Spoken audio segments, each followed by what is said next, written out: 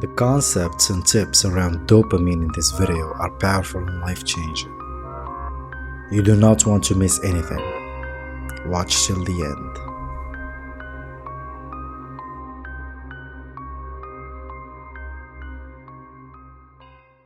Do you feel unmotivated, stuck, and all you do is indulge yourself in cheap pleasure? Binge watching shows, eating junk food, mindless social media scrolling, porn, and basically addictive behavior? Well, that means you have an unhealthy relationship with dopamine. But what is dopamine? How does it influence our drive and motivation? And what am I trying to do with this big ass nail? Well, let's dive into it. We all heard that dopamine is the happiness hormone. It's the colloquial definition, but dopamine is much more than that. So let's look at a more precise definition, and we'll start with Anna Lemke's, the author of Dopamine Nation, a great book on dopamine and addiction. She defines dopamine as follows.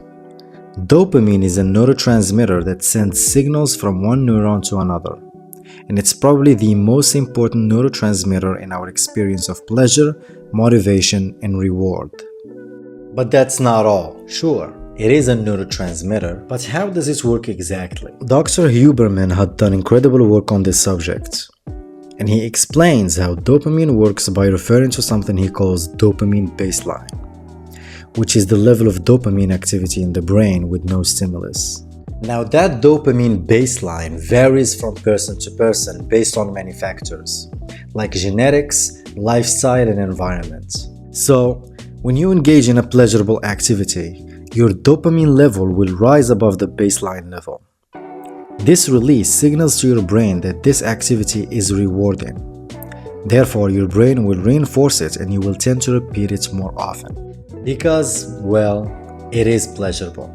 However, repeated exposure to this pleasurable activity will drastically change your dopamine baseline level.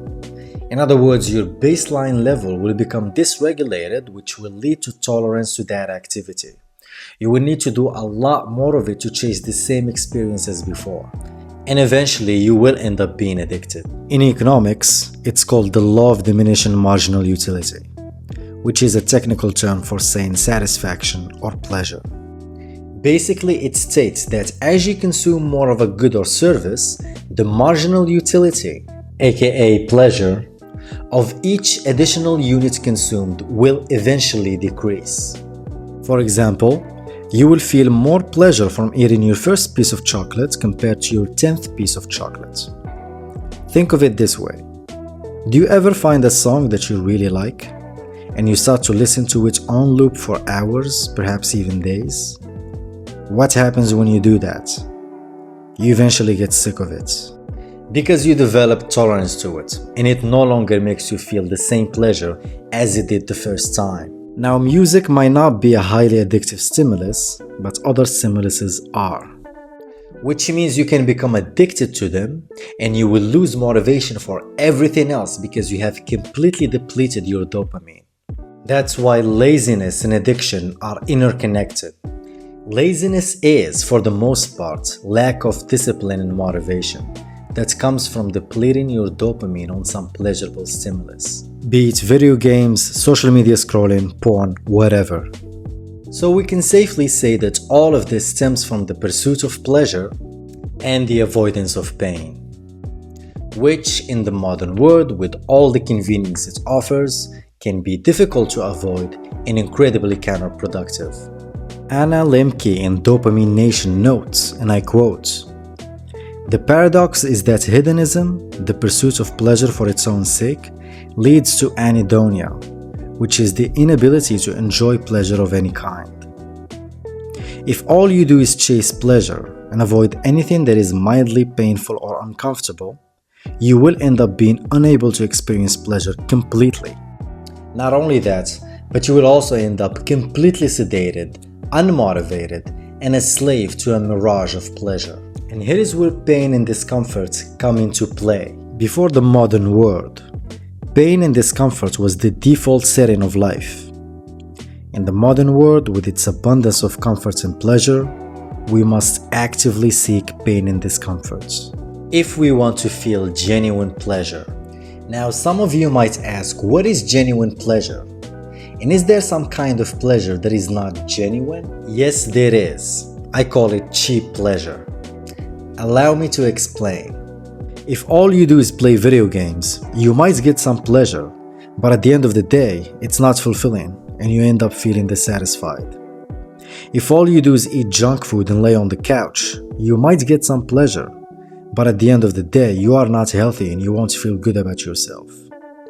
If all you do in your free time is get wasted or scroll social media or jerk off, you might get some pleasure, but at the end of the day, you are not doing anything productive and you won't feel good about yourself. Contrast all these scenarios with the following. If you put your effort into achieving things and updating your character in real life rather than in a video game, it won't be easy. You will have to overcome hurdles, challenges, pain, and discomfort. But at the end of the day, you feel that you are making progress in real life.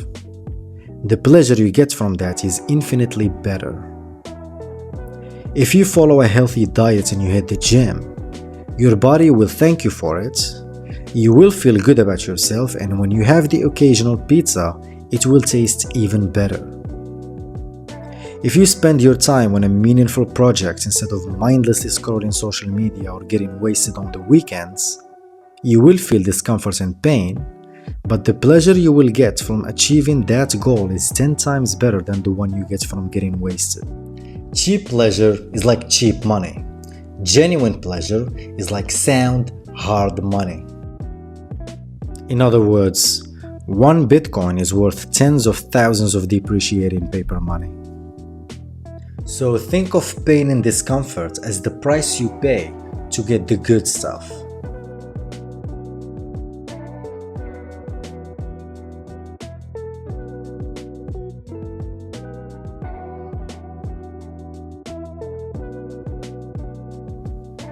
Embracing pain helps you build physical as well as mental strength and resilience.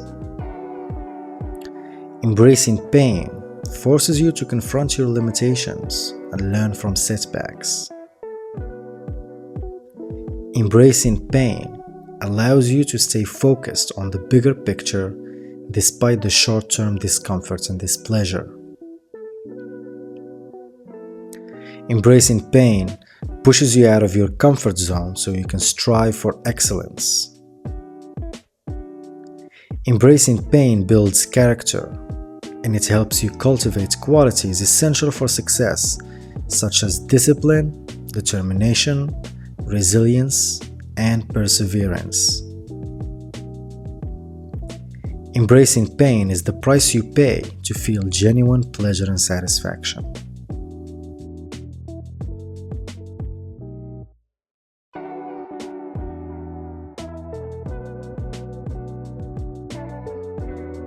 Nietzsche famously said, "What doesn't kill me makes me strong." Well, there is something better than being strong. Nassim Taleb popularized the concept, and it's called anti-fragility. Being anti-fragile is what lies outside the spectrum of robustness and fragility. Being fragile means you easily break down under pressure. Think of thin ice. It's fragile and it would easily break under the pressure of weight. Being robust means you resist pressure and you are not easily broken. Think of a sturdy oak tree. Its robustness and resilience make it withstand strong winds and harsh weather without being damaged. Being anti-fragile means you thrive and benefit from adversity and pressure. Think of a phoenix rising from its ashes, thriving and emerging stronger from adversity and destruction. Or a muscle being teared up at the gym only to grow bigger and stronger. That's anti-fragile. Embracing pain makes you anti-fragile.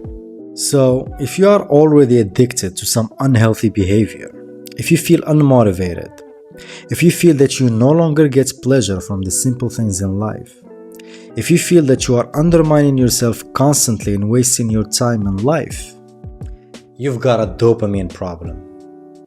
So, what's the fix? How can you get out of this state of deterioration and regression? The answer is simple, and it's called dopamine fasting. In other words, you go cold fucking turkey. Years ago, I suffered from compulsive overconsumption of coffee. I was addicted, basically. I would drink a shitload amount of coffee every day. I felt like it wasn't affecting me anymore and I needed more of it to feel the energy it provides to get shit done. I would drink it in the morning, between breakfast and lunch, after lunch, twice before dinner, and even after dinner before I sleep. Together with the high level of stress I was under at the time and a fucked up sleeping schedule, I developed heart problems. I would wake up in the middle of the night unable to breathe. I felt that my heart would skip a heartbeat or beat fast and sometimes slow for no reason. I suffered from shortness of breath and I thought I had asthma. So I went to a doctor and it turned out, surprise surprise, I was over-consuming coffee. Plus the stress and lack of sleep, it culminated in me having all those problems. My doctor asks me to cut down on coffee, tea, and anything that has stimulants. So I went cold turkey for 3 months. Not even a sip of coffee. And it worked. Prior to the modern world, before refrigeration and food availability, fasting was the natural state for humans. It's also part of major cultures and religions. From Islam with Ramadan and Christianity with Lent to Buddhism with Jie. So you are not doing something abnormal when you decide to do dopamine fasting and restore homeostasis, aka feeling normal again. Anna Lemke writes, and I quote, "If we wait long enough, our brains usually readapt to the absence of the drug and we re-establish our baseline homeostasis, a level balance. Once our balance is level, we are again able to take pleasure in everyday simple rewards. Going for a walk, watching the sunrise, enjoying a meal with friends. Go cold turkey for a month. Why a month? Anna Lemke has the answer. And I quote, "In my experience, a month is usually the minimum amount of time it takes to reset the brain's reward pathway. Use your ego to get through it. You can check my video on it here or here. Your ego is the you within that wants the best for you. And your ego will be disappointed with you for being a slave to your impulses. So use it as a driving force to push through the pain. But going cold turkey for a month or more takes a lot of willpower. And willpower is a finite resource. So you should know how to use it properly. One of the techniques that Anna Lemke mentions in her book that helps with dopamine fasting is called self-binding. Anna writes, and I quote, "Self-binding is the way we intentionally and willingly create barriers between ourselves and our drug of choice in order to mitigate compulsive overconsumption. Self-binding is not primarily a matter of will, although personal agency plays some parts. Rather, self-binding recognizes the limitations of will. In other words, you must create physical barriers between you and your object of desire. And the best barrier is the complete elimination of the thing that triggers you."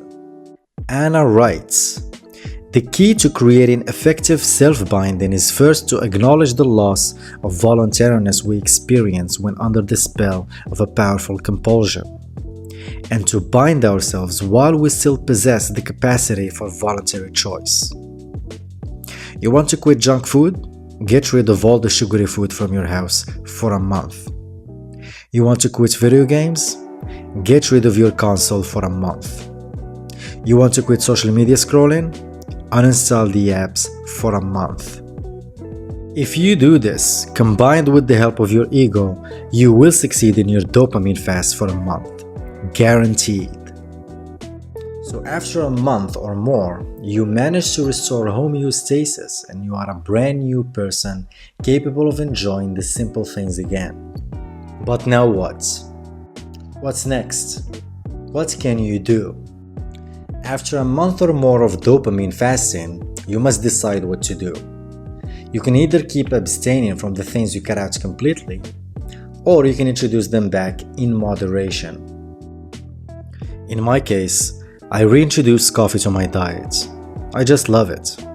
And now I still enjoy a moderate amount of coffee daily. Say you manage to quit video games. Now you must decide. Do you want to get back to the occasional video game session? Or do you now realize that video games do not align anymore with your new goals and new values? You must be careful with this because reintroducing things back might throw you to square one. And you don't want that. So think carefully of what your goals in life are. What do you want to achieve? And is it worth the risk of falling into the same trap again? And keep in mind, understanding how your dopamine works and how to leverage it is a power. Use it. Don't just close this video and go back to your old ways. Make a conscious decision now to use this information and to kill the parts of you that are dragging you down and stopping you from achieving your potential. You must want the best for yourself because nobody else will.